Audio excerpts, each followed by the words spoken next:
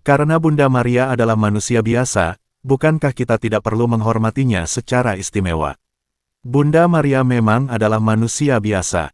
Namun, meskipun manusia biasa, Bunda Maria adalah pribadi yang istimewa, sebab ia bekerja sama dengan rahmat Tuhan untuk mewujudkan rencana keselamatannya bagi umat manusia. Jadi, Bunda Maria dipilih menjadi ibu Tuhan bukan karena jasanya, tetapi pertama-tama karena kehendak dan rahmat Tuhan, yang kemudian ditanggapi oleh Bunda Maria dengan ketaatannya, sehingga Kristus Sang Penyelamat dapat lahir sebagai manusia di dunia. Teladan ketaatan Bunda Maria, yang membuat rencana Allah terhadap seluruh umat manusia dapat terlaksana, itulah yang menjadikan Bunda Maria sebagai seorang yang istimewa dan patut kita hormati. Bunda Maria dipilih Allah untuk mengandung di dalam rahimnya, Yesus Kristus, yang di dalamnya tinggal, seluruh kepenuhan kealahan secara jasmaniah, Kolose 2 ayat 9. Keeratan hubungan antara Allah dan manusia yang sedemikian, tidak pernah terjadi sebelumnya. Tidak ada satupun nabi, ataupun tokoh dalam kitab suci yang pernah mengandung kepenuhan kealahan, seperti yang terjadi pada Bunda Maria. Allah mengutus Kristus puteranya dengan mempersiapkan tubuh baginya, lihat Ibrani 10 ayat 5. Untuk itu, diperlukan kerjasama yang melibatkan kehendak bebas seorang perempuan, yaitu perawan Maria, untuk mewujudkan rencana Allah itu, sehingga tanpa benih laki-laki namun oleh kuasa Roh Kudus, Tuhan Yesus dapat menjelma menjadi manusia. Dengan ketaatannya menerima sabda Allah dalam kabar gembira malaikat, perawan Maria menerima sang sabda itu di dalam hatinya dan di dalam tubuhnya, sehingga dengan demikian, ia memberikan sang sabda kepada dunia. Persatuan yang erat antara perawan Maria dengan Kristus, sang sabda Allah, menjadikannya layak dihormati sebagai Bunda Allah dan Bunda Penebus. Dengan perannya sebagai ibu yang mengandung, melahirkan, dan membesarkan Yesus, Sang Putra Allah yang tunggal, yang menjelma menjadi manusia, Bunda Maria menempati tempat yang istimewa dalam sejarah keselamatan. Jadi jika umat Katolik menghormati Maria secara istimewa, dibandingkan dengan para orang kudus lainnya, itu disebabkan karena Allah terlebih dahulu menghormati Maria, dengan memilihnya menjadi Bunda Putranya, dan telah memenuhinya dengan rahmat agar ia dapat mengemban tugas yang mulia itu. Lihat Lukas 1 ayat 28, 35, dan 43, serta karena Maria telah diberikan oleh Kristus untuk menjadi bunda umat beriman. Lihat Yohanes 19 ayat 26-27. Sudah seharusnya, kita lebih menghormati ibu kita sendiri di antara semua perempuan di dunia. Demikian juga adalah layak jika kita lebih menghormati Bunda Maria di antara semua orang kudus, dan tokoh manusia lainnya dalam kitab suci. Namun demikian, penghormatan kepada Bunda Maria tidak pernah melebihi penghormatan kita terhadap Tuhan. Dasar kitab suci. 1. Lukas 1 ayat 28.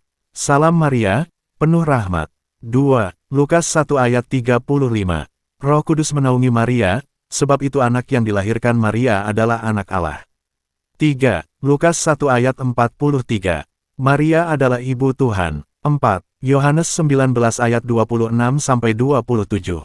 Maria diberikan oleh Tuhan Yesus menjadi ibu bagi murid-muridnya. 5. Galatia 4 ayat 4. Tuhan mengutus puteranya, untuk dilahirkan oleh seorang perempuan. Dasar Magisterium Gereja. 1. Konsili Vatikan II, tahun 1962 sampai tahun 1965. Konstitusi tentang Gereja, Lumen Gentium, LG. Sebab perawan Maria, yang sesudah arta malaikat menerima sabda Allah dalam hati maupun tubuhnya, serta memberikan hidup kepada dunia, diakui dan dihormati sebagai Bunda Allah dan Bunda Penebus yang sesungguhnya.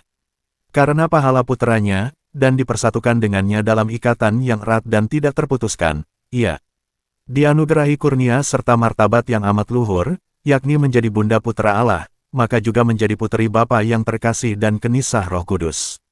Karena anugerah rahmat yang sangat istimewa itu, ia jauh lebih unggul dari semua makhluk lainnya, baik di sorga maupun di bumi. Namun demikian, sebagai keturunan Adam, ia termasuk golongan semua orang yang harus diselamatkan. Bahkan, ia memang bunda para anggota Kristus, karena dengan cinta kasih ia menyumbangkan kerjasamanya, supaya dalam gereja lahirlah kaum beriman, yang menjadi anggota kepala itu. Oleh karena itu, ia menerima salam sebagai anggota gereja yang serba unggul dan sangat istimewa, pun juga sebagai pola teladannya yang mengagumkan dalam iman dan cinta kasih. Menganut bimbingan Roh Kudus, Gereja Katolik menghormatinya dengan penuh rasa kasih sayang sebagai bundanya yang tercinta, LG 53. Kitab-kitab Perjanjian Lama maupun Baru, begitu pula tradisi yang terhormat, memperlihatkan peran Bunda Penyelamat dalam tata keselamatan dengan cara yang semakin jelas, dan seperti menyajikannya untuk kita renungkan. Adapun kitab-kitab Perjanjian Lama melukiskan sejarah keselamatan, yang lambat laun menyiapkan kedatangan Kristus di dunia.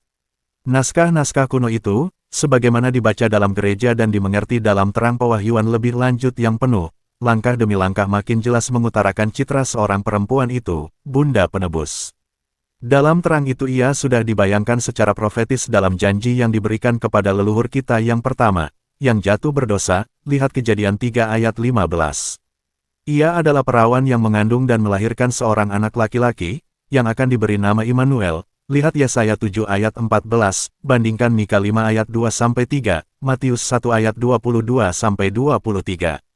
Dialah yang unggul di tengah umat Tuhan yang rendah dan miskin, yang penuh kepercayaan mendambakan serta menerima keselamatan daripadanya. Dengan dia, Sang Puteri Sion yang amat mulia, dan setelah masa penantian yang panjang, genaplah masanya, dan mulailah tata keselamatan yang baru, ketika Putra Allah mengenakan kodrat manusia daripadanya, untuk membebaskan manusia dari dosa melalui rahasia-rahasia hidupnya dalam daging. LG 55. Adapun Bapa yang penuh belas kasihan menghendaki, supaya penjelmaan sabda didahului oleh persetujuan dari pihak dia, yang telah ditetapkan menjadi bundanya. Dengan demikian, seperti dulu seorang perempuan mendatangkan maut, sekarang pun, seorang perempuanlah yang mendatangkan kehidupan. Itu secara amat istimewa berlaku tentang Bunda Yesus, yang telah melimpahkan kepada dunia sang hidup itu sendiri yang membaharui segalanya, dan yang oleh Allah dianugerahkan kurnia-kurnia yang layak bagi tugas seluhur itu. Maka tidak mengherankan, bahwa di antara para bapa suci menjadi lazim untuk menyebut Bunda Allah suci seutuhnya dan tidak terkena oleh cemar dosa manapun juga, bagaikan makhluk yang diciptakan dan dibentuk baru oleh Roh Kudus. Perawan dari Nazaret itu sejak saat pertama dalam rahim dikaruniai dengan semarak kesucian yang istimewa.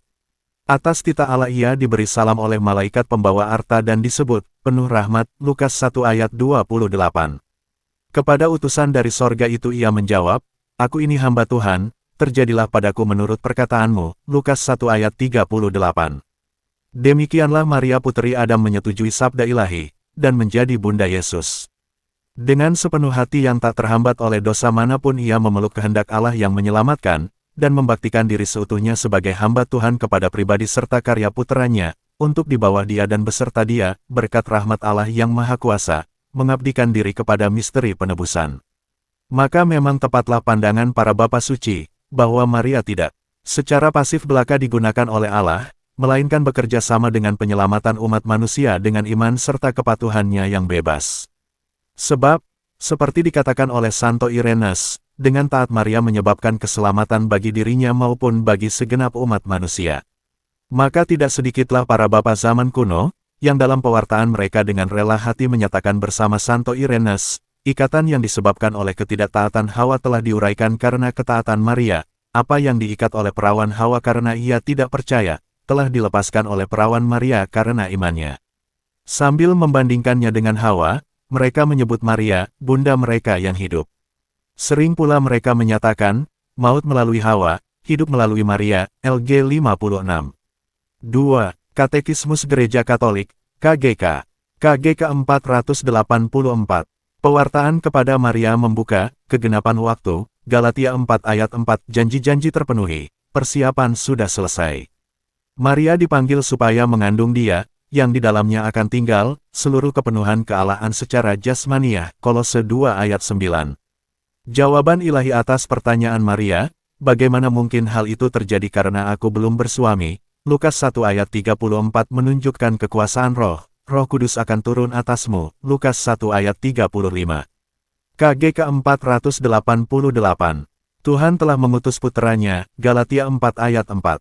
Tetapi supaya menyediakan tubuh baginya, Ibrani 10 ayat 5, menurut kehendaknya haruslah satu makhluk bekerja sama dalam kebebasan. Untuk tugas menjadi ibu puteranya, Allah telah memilih sejak kekal seorang putri Israel, seorang putri Yahudi dari Nazaret di Galilea, seorang perawan, yang bertunangan dengan seorang bernama Yusuf dari keluarga Daud, nama perawan itu Maria, Lukas 1 ayat 26-27. Adapun Bapa yang penuh belas kasihan menghendaki, supaya penjelmaan sabda didahului oleh persetujuan dari pihak dia, yang telah ditetapkan menjadi bundanya. Dengan demikian, seperti dulu seorang perempuan mendatangkan maut, sekarang pun seorang perempuanlah yang mendatangkan kehidupan, LG 56. Bandingkan LG 61. KG ke-490. Karena Maria dipilih menjadi bunda penebus, maka ia dianugerahi karunia-karunia yang layak untuk tugas yang sekian luhur, LG 56. Waktu pewartaan, malaikat menyalaminya sebagai penuh rahmat, Lukas 1 ayat 28. Supaya dapat memberikan persetujuan imannya kepada pernyataan panggilannya, ia harus dipenuhi seluruhnya oleh rahmat Allah. Demikian, semoga mencerahkan dan menguatkan iman Kristen otentik kita. Salam kasih dalam Kristus Yesus, Tuhan kita.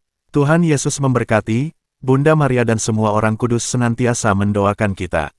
Amin. Terima kasih.